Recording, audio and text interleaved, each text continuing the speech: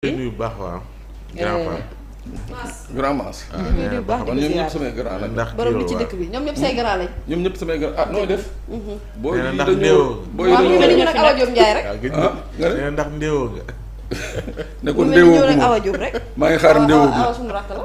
sama rakk la aw moom waaw sama oui rakk la loolu. non awa nag xale bu tuuti la nag. xale bu muy bébé biscuit la nag. awa Diop Bébé Ndiaye la di. moom biscuit la moom.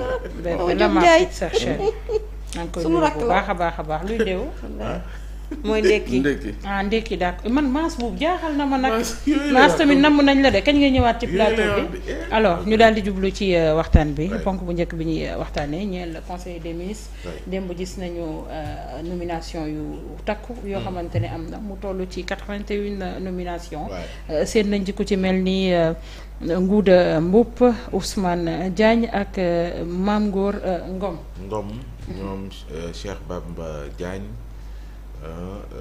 voilà entre autres nomination déjà ci lim bi ak ci ñi nga xam te ne jot nañ leen a tabb ban appréciation nga ci def est-ce que jàpp nga ni nomination yi en tout cas ci ñi nga xam ñu ngi ci poste bi ñu mëne.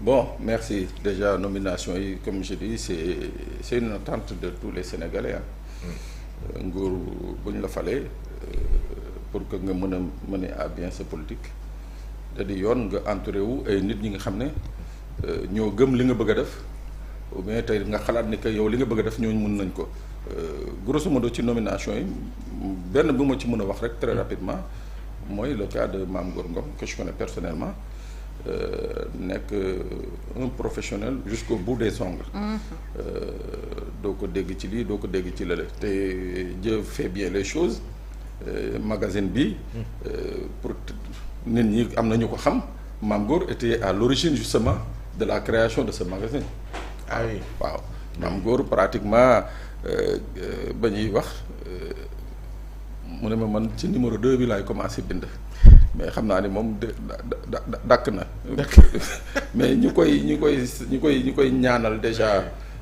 fañ ko nommé noonu yenn bi oyof trop et je suis sûr et certain que attente yi nga xam ne moom le président am ci moom il ne sera pas déçu muy benn ñaar liñ doon wax di ko wax fii dans la presse maanaam ci le déficit communicationnel Ouais.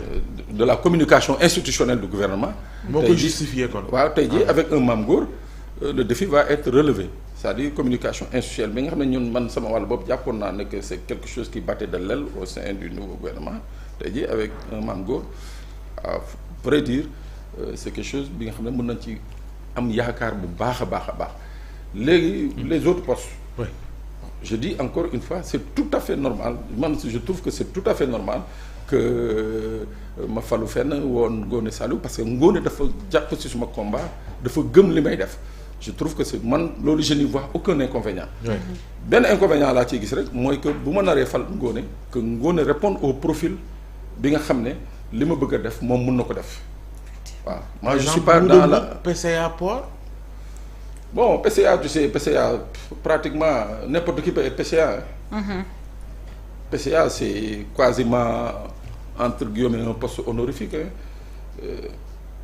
voilà da ngay piloter rek da ngay nekk ci kaw rek di donner Di présider yenn yi, voilà arbitrer et consort non n'importe qui peut être PCA dégg nga moi je voyais peut-être Ngouda Mboup probablement ci pôle juridique du président de la République waaw parce que un président dafa am la nga xam ne au niveau national comme au niveau international ay engagement ay consort boo koy jël il faut que am ay conseil juridique surtout boo waree jël ay décret ñu visiter ko par rapport à la loi par rapport à la constitution ndax méngoo na ainsi de suite et suite man foofu laa doon gis ku mel ni Ngouda Mboup c'est-à-dire quelqu'un qui soit là pour de temps en temps attirer l'attention du président ne ko bon fii c'est en porte-à-faux avec la constitution avec la loi ainsi de suite bu ñu naree signé ji ay traité wala signé ji ay convention wala négocier ay trucs voilà un profil bi nga xam ne qui pourrait bien rendre service à l'État du Sénégal que fële au niveau du conseil d'administration du port très sincèrement. Alim Bamba Diagne cos pétro. waaw je l'ai lu je l'ai pratiqué moom it c'est the right man on the right place hein.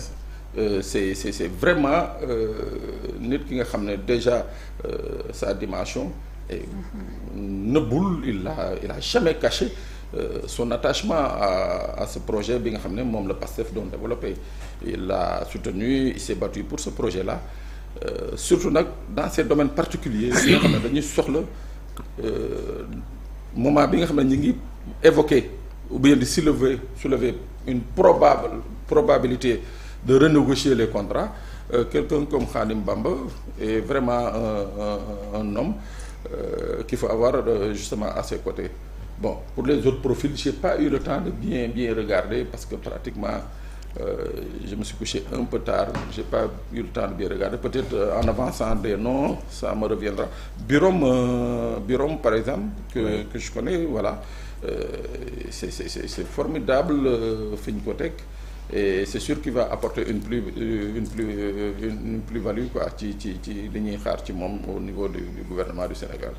am na benn dage boo xam te ne nomination dafa susciter ay réaction am ñu jàpp ni warta mën a am parce que nekkoon na dage ci jamonoy Macky Sall bokk tamit ci APR ñu xam ko muy peut-être xëy na di ñu wax ndax xam nga comme déet Ousmane Ngom dem bokk na ci ñu nommé. Moi personnellement économie oui.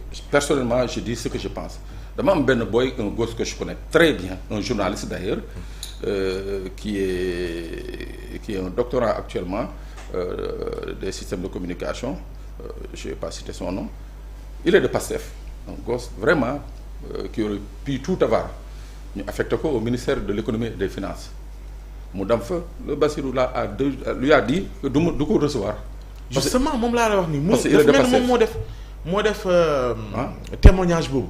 voilà ne ko képp koo xam cadre nga nekk ci administration ngay Pastef dañu lay fiché. du ma la recevoir oui. Alors moi des fois ci nomination yi j'ai des problèmes.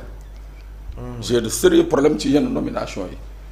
Après on te dira que oui pourtant bi ñuy xeex ngoone ci suuf mu ngi ñu doon jàppale mais non ça c'est de l'illusion. Am na ñi nga xam ne bu ñu amee ay posture officielle parce que un fonctionnaire qui dit à un autre fonctionnaire de l'État du Sénégal du ma la recevoir parce que yow Pastef nga bokk parce que yow béréb sànga nga bokk mais ce gars il n'est pas digne de confiance.